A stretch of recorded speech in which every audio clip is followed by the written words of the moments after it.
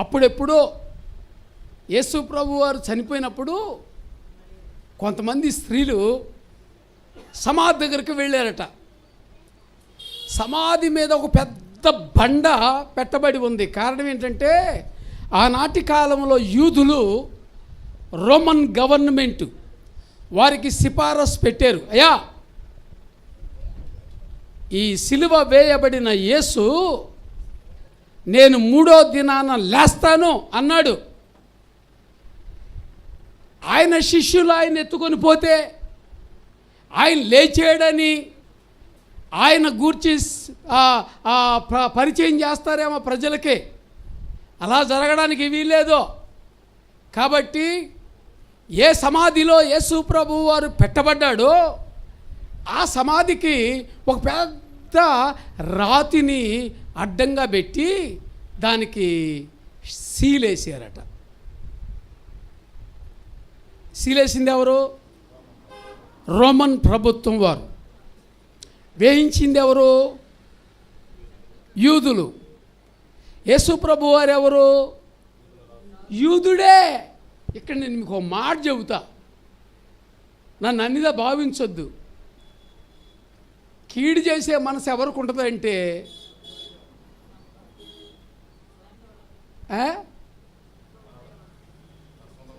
సొంత మనుషులకే ఉంటుంది.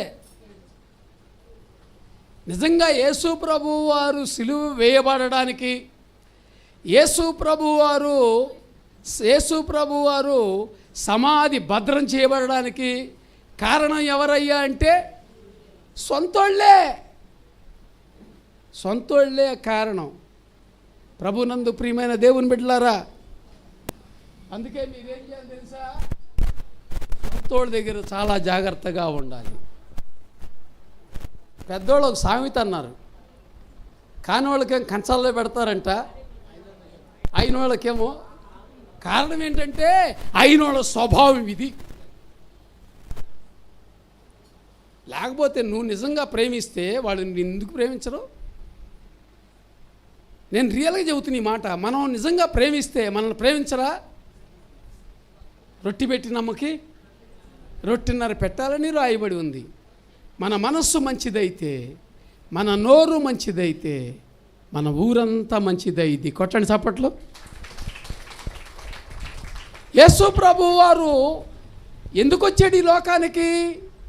పాపులను రక్షించుటకు క్రీస్తు యేసు ఈ లోకమునకు వచ్చునను మాట నమ్మదగినది, పూర్ణ అంగీకారమునకు యోగ్యమునయ్యున్నది అని రాశాడు. తిమోతికు రాసిన మొదటి పత్రికలో 1వ అధ్యాయం 15వ వచనం అపోస్తులుడైన పౌలు తన ఆత్మీయ కుమారుడైన తిమోతికి రాశాడు ఈ లేఖ. ఎందుకు వచ్చాడంటే పాపులను రక్షించడానికి వచ్చాడు ఆయన. రక్షకుడుగా ఆయన వస్తే ఆయనను ఏం చేశారట? సిలువ వేశారు. ఇక్కడ ఘటన చెబుతా. పిలాతు అసలు ఆయనలో ఏ నేరం నాకు కనపడలేదని చెబుతుంటే వీళ్ళేమంటున్నారు? సిలువేయండి, సిలువేయండి, సిలువేయండి అని కేకలేస్తున్నారు. ఏ జనం? ఈ జనం ఏ జనం? అల్లరి జనం. ఏ జనం అంట? కానీ ఒక మాట చెబుతున్నా, దేవుని బిడ్డలమైన మనము అల్లరి జనంలో చేరకూడదు. దేంట్లో చేరకూడదు? అల్లరి జనంలో చేరకూడదు. చాలా జాగ్రత్తగా ఉండాలి.